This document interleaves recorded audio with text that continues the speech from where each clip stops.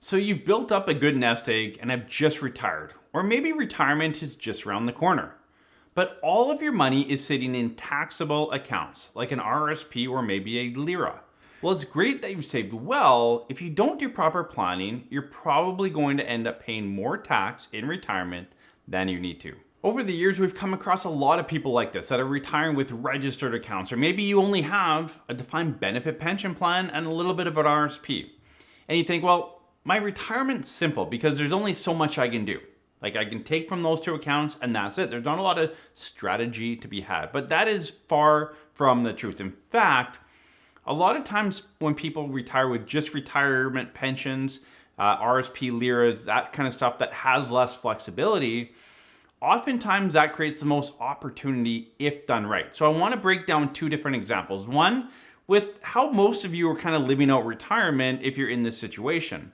Number two, a few strategies that you can employ to A, pay less tax, B, put more money back in your pocket, and C, if you want, create a better estate plan. Give more money to kids, charities, whoever you want to leave the money to. So let's jump into the software and take a look at this. But if you're someone that's getting close to retirement and you feel like, you know what, I'm kind of set in my ways. Like I have a pension or I have an RSP and a LIRA and there's not a lot of options for me here, Adam. Like it is what it is.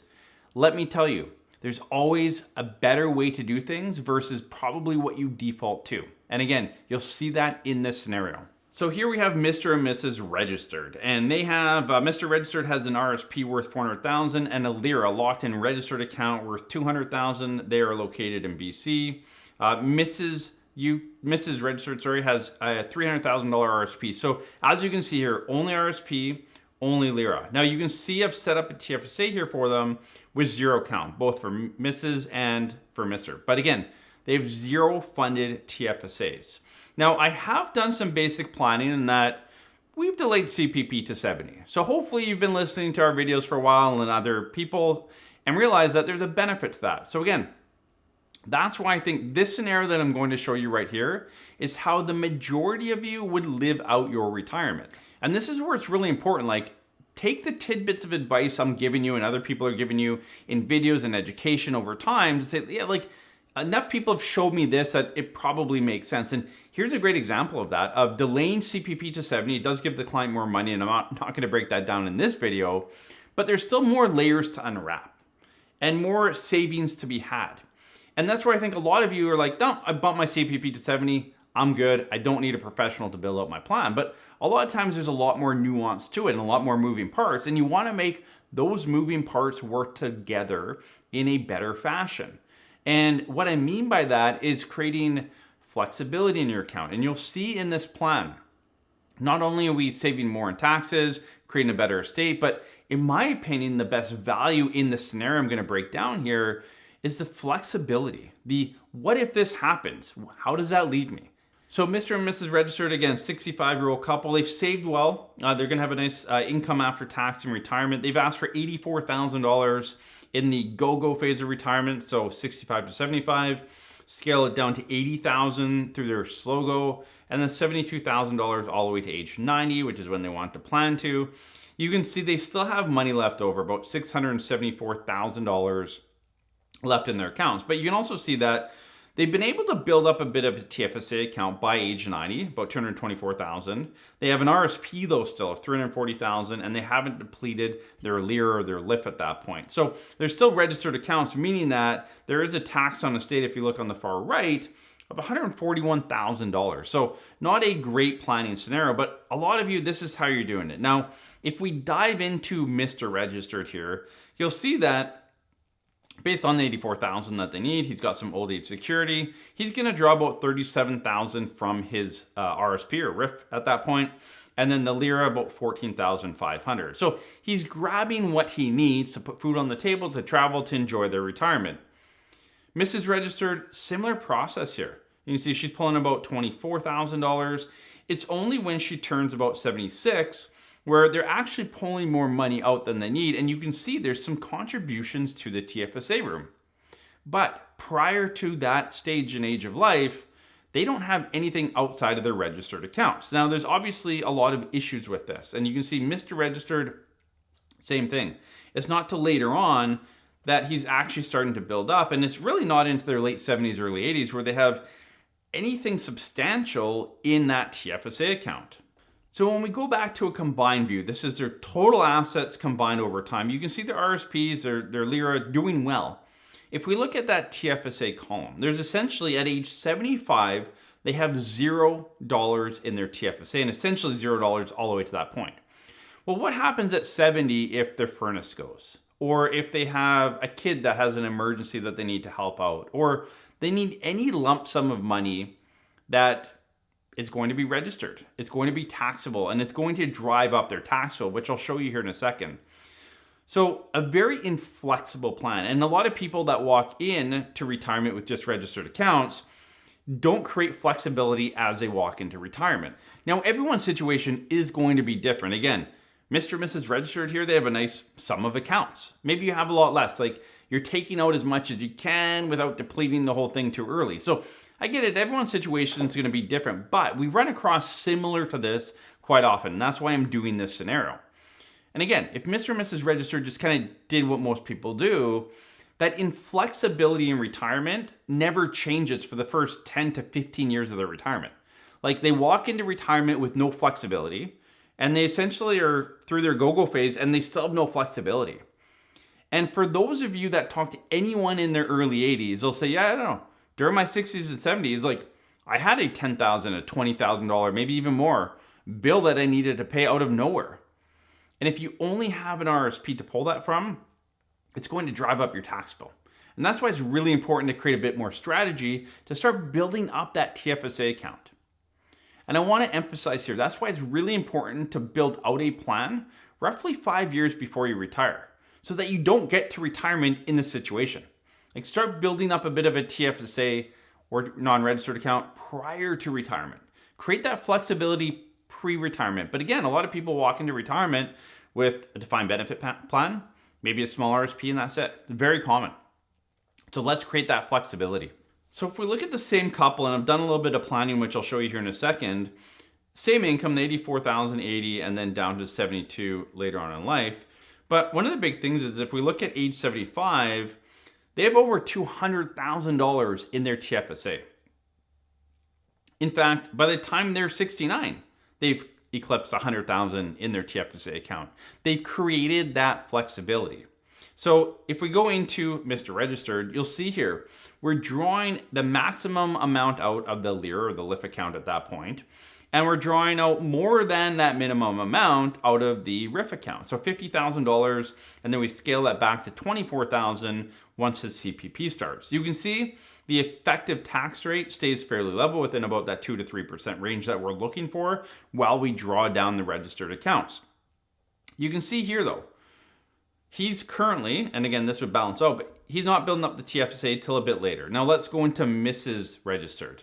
So if we go into Mrs. Registered, you'll see here a bit more strategy. Again, $40,000 until CPP starts, and then $18,000. The account's drawn out by the early 80s.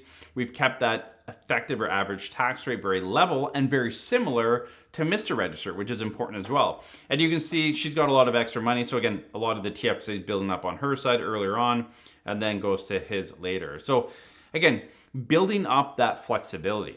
So if we go into a comparison, an apples to apples, because you might be wondering, okay, well, we're pulling more out, we're paying more tax. Like, yeah, my estate's going to be worth less. I'm paying more tax. This can't be all great, Adam. So let's break that down. So here's a comparison. On the left is the second one. So this is planning, and then on the right is no planning, number one. So lifetime expenses. This is how much we're collecting. You can see it's the same amount. Personal taxes. So in the non-planning one until age 90, we're paying a little bit less tax, but we're still collecting the same after-tax money in our pocket, which is the most important. But if we go down, you'll actually see there's $25,000 more in the estate when we do planning. And that's at age 90. Now, if we scale that back to about age 86, life expectancy, we can see here, again, income's the exact same. And you can look at that, there's actually more in the planning. So even though we're depleting that RSP earlier, we're creating better tax strategy, and we're actually leaving a better estate at life expectancy of around 86. So very unique there in that we're creating flexibility in the TFSA. we're giving you the same amount of income, and we're creating a better estate. So again, a very typical situation that we see where in this situation, delaying CPP to 70 helped, but didn't create that flexibility that the client will probably need as they walk through retirement. But creating some strategy around the RRSP meltdown allowed us to build up some TFSA, so we're taking more out of the registered account than we actually need to spend, and we're using it and topping up a TFSA account and building that up over time to create flexibility and quite early in retirement for them. And then not only that, but if they pass away at 86 or maybe 90, by planning and doing proper tax planning and drawdown, we've actually left a larger estate. So we're giving them the same amount of money in both examples. We've created way more flexibility with planning, and we've left more money to the people that we want to leave it to. That's a great solution. So again, that CPP was level 1, but we assume that in both. And that's where I want a lot of you to sit down and say, look, like, okay, I'm 80% of the way there. And I'm hoping our videos and other videos and content that you're consuming is helping you get about 80% there. But there's always that last 20% of nuance that's specific to you. Like, how do your exact numbers come together and play to make sure that you have the most after-tax income, you're paying the least amount of tax as possible, you're leaving a great estate. But something that a lot of people don't think about is I have the flexibility. So I want to show you one last thing, and this is around the flexibility of a plan. So you've walked into retirement with no flexibility. You have registered accounts only.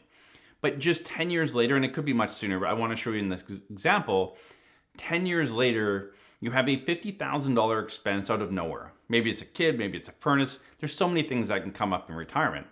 And I want to show you both examples, the true cost of that $50,000 expense. So here we have the situation where we did some planning. We built up that TFSA, and you can see here, we have a $50,000 expense at age 75. And if you look at their total tax bill does not change. There's not a big bump in it. It stays at $14,843. It has not changed because the money's coming out of the TFSA account. So it's again, that flexibility allows you to, I need $50,000. I can pull it out of my TFSA tax-free, and it's not driving up my tax bill. Whereas if we look at the other situation where we haven't done proper planning and created that flexibility, that $50,000 is driving a tax bill from average, $10,000 all the way up to $31,000. So it's driving a lot more tax and a lot more issues for you to get that money. So when you think about retirement planning and you're walking and getting close to retirement, you really want to look at all the pieces of the puzzle that you have and make sure you understand how they work together, and meet with your financial planner. If you're not getting a clear plan that looks like this, that's looking at all the variables and making sure everything works together and not just giving you the most money after tax, but creating that flexibility, the what if. You have goals, you have dreams, you have a bucket list for retirement. Are those able to be checked off with the current plan you have in place? Maybe for this client, it was, I don't want $600,000 at the end of the day when I pass away. I want to start giving that money earlier. Well, if you only have registered accounts, it's really tough to do that. So again, allowing you to build up that TFSA would also allow you to pass money to your kids or grandkids earlier. It just creates that flexibility. So as you map out your plan, again, I encourage you, start building out your plan about 5 years before you actually retire. So you have a bit of a runway to make adjustments. Now, if you're closer than 5 years to retirement, or you're maybe already in retirement, it's never too late to get a proper plan put together, right? You're going down the wrong avenue, right? There's a fork in the road and you went the wrong way. Look, you can do a reverse and come back and start going down the right path and getting a plan like this and start saving money, creating that flexibility that you're going to need for the rest of your retirement. So if you're someone there that's sitting on a lot of registered money, or you just have no plan at all and you don't know how this is going to come together for your retirement, or maybe you're just sick and tired of paying so much tax and you want a proper plan to pay less tax, and I think that should be 100% of you, feel free to reach out to our office, parallelwealth.com/planning. We'll link it below as well.